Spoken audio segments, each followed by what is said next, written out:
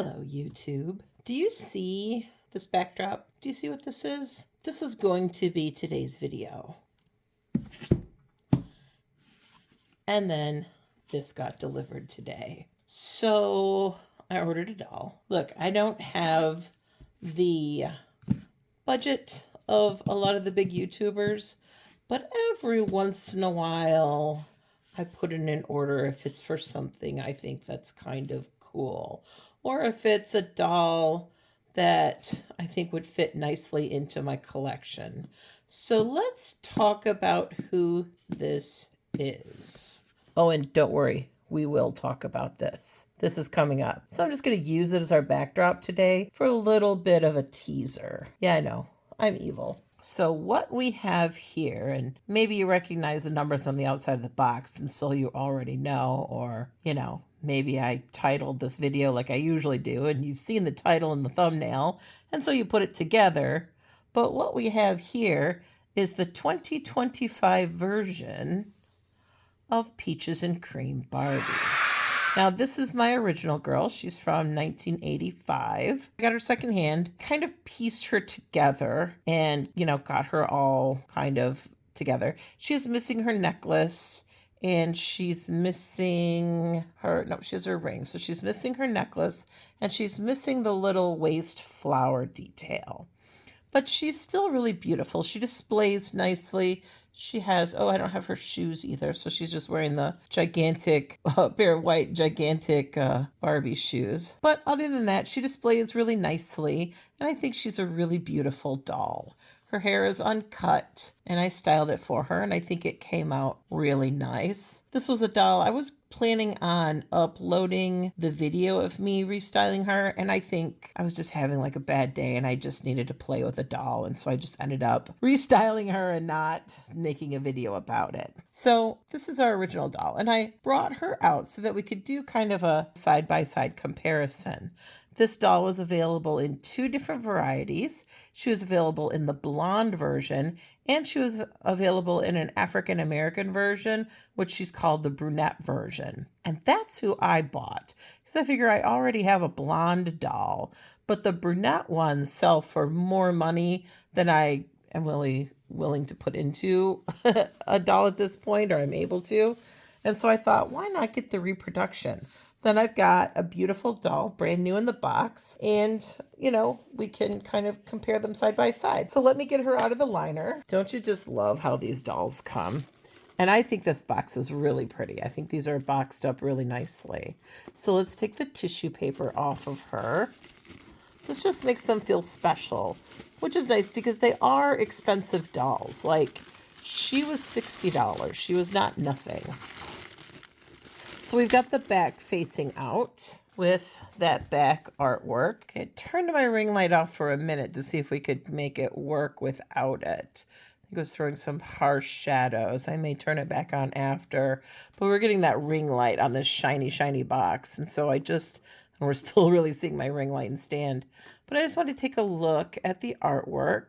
And it's really beautiful. It's very reminiscent of the old 70s and 80s drawings on the outside of the boxes and on the outside of, and on the pamphlets and that sort of thing. My only complaint is, where is she looking? Part of the allure of the artwork is that Barbie was looking at you and she was connecting with you and making a connection with you. Yeah, you can see me reflected in the box. It's very, very shiny. But it bothers me that she's kind of looking off and not even looking to the side. She's just kind of blankly staring. So people have complained that maybe this is AI, and I haven't made my mind up if it is or not, but it's really just I think that's what people are responding to, is that it's very, it's just not connecting with the audience very much. So let's scan down though. It is a beautiful drawing overall. So I just want to take a moment to kind of look at it and appreciate it. So now let's turn her around and take a look at the doll inside the box. And there she is. And isn't she pretty? She is using the Dee Dee face mold. So it's called the Dee Dee face mold, named after Dee Dee from Barbie and the Rockers. Although this face mold is older than that. That's not the first doll to ever use it, but that's the most famous doll to ever use that face mold. And so she just kind of took on that name. She's wearing a version of this very iconic dress. So taking a look at our original girl here. So she is in the beautiful peach dress. The bodice is really textured and kind of fractalized to look almost like a gem. You can kind of see how iridescent and opalescent. That's maybe a pretty good. You can see how iridescent and opalescent her bodice is. It's really quite stunning in person. And one of the complaints that I've heard of the recreation is that the texture just isn't really there. I know one of the problems, of course, with Barbie is finding fabric in the right scale. That's always going to be an issue with our girl. Anyway, let's get her out of this really shiny box so we can see her more clearly. So here she is out of the box, still on her liner. Got her back under the harsh lights again so we can see her a little more clearly. And the liner's really lovely, covered in all of these peach blossoms. She, of course, has the certificate of authenticity on the back, which, I mean, these aren't numbered or anything, so do they really even mean anything? I don't know. But there's a stand that she comes with. One of the differences you can see, and I think you can see it really good in this light, is how textured the bodice is of our OG girl. Like, look at how beautiful and textured her bodice is. And it's like crystals. And so you can really see all the different colors. There's purples and greens. It's really almost like, you know, well, it's like crystals. Whereas our reproduction, it's beautiful and it's got the coloration down, which I was actually very impressed with. But the fabric just isn't anywhere near as textured. And it looks almost more like, I don't know, like some kind of crocodile skin or something like that, rather than faceted crystals. It's pretty. It gives a very similar effect. And so it's not really a deal breaker to me. It's just kind of a bummer because the original is so pretty. There's also a difference in the color of the dress, as you can see. So the new one, it's similar material. It's this kind of chiffon nylon material out of both. The older one is softer. Some of that could be age. Some of it's probably the material. This is what I remember this material feeling like back in the day. Whereas the fabric on the new girl, it's much stiffer, it's much crisper. I guess that's the word I'm looking for, because it's not really stiff, it's still soft, but it's much crisper. This has a softer hand to it, and it drapes a little bit more differently, where this is a little crisper. It's also much paler. You can see how much more orangey peachy our vintage girl is, and her different layers are different colors. So the top layer is this soft peach color, and then underneath this ruffle is a brighter orange. And then underneath that is the soft peachy color again. And so it gives this really complex multiplicity of colors kind of look. And we don't really get that same look. Look at so we've got a different color underneath, but look at how much more saturated the girl on the left is. Where this is more of a yellowish orange, and this is more of a true orange as far as that middle layer goes. And so it's just little subtle differences like that. The outer color is not too far off, really. It's just that that under layer is so much brighter, and that's what's throwing off the over layer. So kind of a bummer, but again, you know, finding these materials has got to be kind of the worst, and trying to find materials that work. Now, she does have a decent reproduction of, let me show you. She does have a decent reproduction of the original shoes that Peaches and Cream wore. Again, I got to get a pair from my vintage girl here. She has the little waist flower, which I'm sadly missing on my vintage girl. And of course, she has all of her jewelry. So she has the earrings, the necklace, and the ring. And my vintage girl is missing her necklace, unfortunately. But she's still quite beautiful. We love her anyway. Now, again, I am a very forgiving collector. I know, you're going to feel how you feel about your doll. These are part nostalgia. Some people, everybody collects for different reasons. Some people collect because of an investment. Some people collect because they remember when they were a child. Some people do for a variety of reasons. For me, it's mostly nostalgia.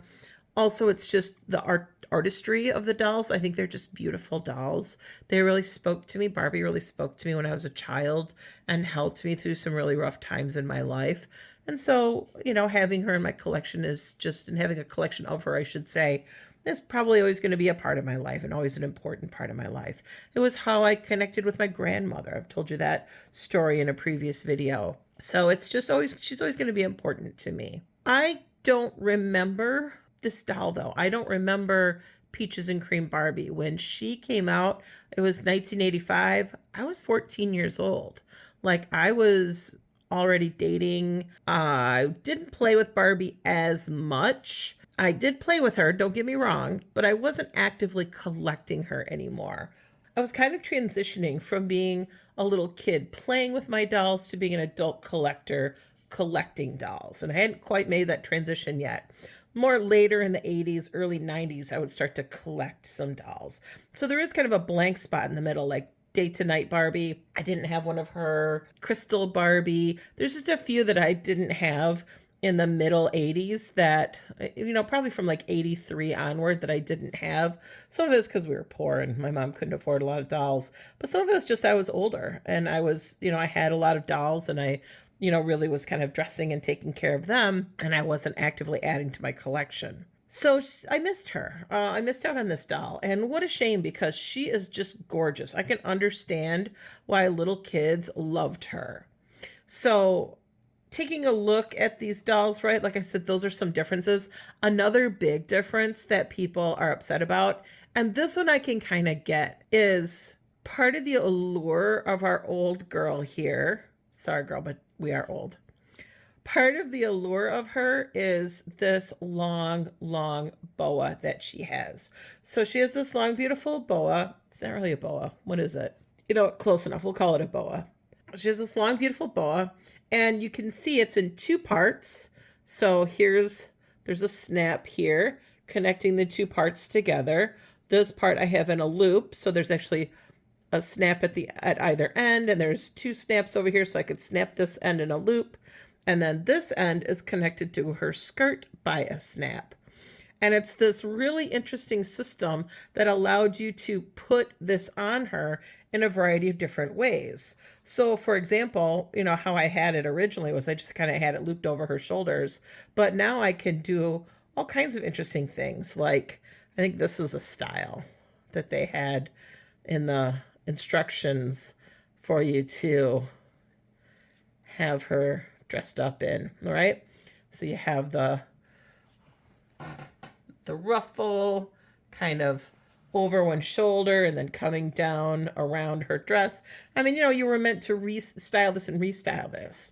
Well, in our reproduction, you can't really do that as much because her boa is just one length. It's just one section. And it's not even the longer section, which is kind of a bummer. So let me take this off of her. I'm trying to do this one-handed, and you can see it's going well. Bear with me. It may be hooked to her. Be careful when you take her off of the liner because she does have the little tagger tails and she is kind of stapled essentially to the box, to the liner. And I'd hate for you to snag this delicate fabric. So just be careful if you're taking her out of the box. Look at how short and sad this is. I mean, it's cute. It's very pretty. Looks like it's tucked in. So we've got it tucked into the little belt thing. And this, of course, can come off and it can go in her hair, around her neck, or, be worn in a variety of ways or as a belt. But this is like, what do you do with this? And I don't know what they were thinking. It wouldn't have cost them any more to add in the second boa. Like, I get it that we're not kids, but also people are going to want to display her. And you can't think I'm the only collector that's going to do this, right? Like, I'm already not the only person who's made this kind of a video comparing them next to each other. So I don't know what they were thinking. So nice. I feel like Mattel just is trying to tick people off, Now, for me, it's not that big of a deal. Again, I don't have the nostalgia behind this doll. And so I don't have the hours of playing with that boa. But if I did, like that would really bum me out. And I can understand why people are being a little critical of that design idea.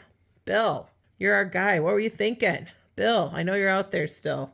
You're not watching my videos. But if you are, Bill Greening, who's the designer, right? Who was the designer? Like, what are you doing, buddy? Come on. You know it's better than this. Okay, so as I mentioned earlier, she has the Dee Dee face. Look at that beautiful face. To me, she's just as pretty as the Steffi face. I don't know. What do you think? I think she's gorgeous. Just gorgeous. One thing I am happy with is they did a really good job with the shape of the bodice. I mean, look at that. That fit is really nice. Really nice. I'm really pleased with that. It seems to be very consistent. It's not too high. I know that was a problem with like the Superstar Barbie dress. I know that's a problem with the Christie outfit, the Golden Dreams Christie outfit. I've seen images of her and I do not like how that is cut, but that's a conversation we'll have at another time. This bodice seems to be cut very nicely and it looks fairly consistent. The dress is pretty full. I've been trying to decide if it's as full because look at all the gathers that she's got, and this just doesn't look as gathered. I've not measured the skirt to see if it's as full, but oh no, girl. I don't know. But she's still cute, right?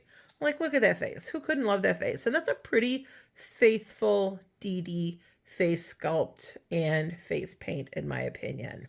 And her hair, again, look, she's been in the box, so we're going to be nice to her. She hasn't had time to get her hair brushed or anything. But look at that beautiful hair. Come on. These colors are everything. Look at that beautiful caramel colored hair and that beautiful dark chocolate covered. Stop it. Get some help. Hair. I must be hungry. Sorry that I'm using food to describe a doll's hair. But it is just gorgeous. Just gorgeous. And honestly, it just needs a little bit of a brush. It's just a little mussy from being in the box.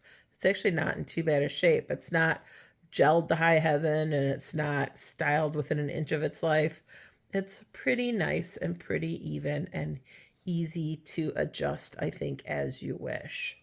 So, it's a short one. This is my unboxing experience of Peaches and Cream Barbie brunette version. I am super thrilled to have her. So now I have a blonde and I have a brunette. In my opinion, that just kind of rounds out my collection.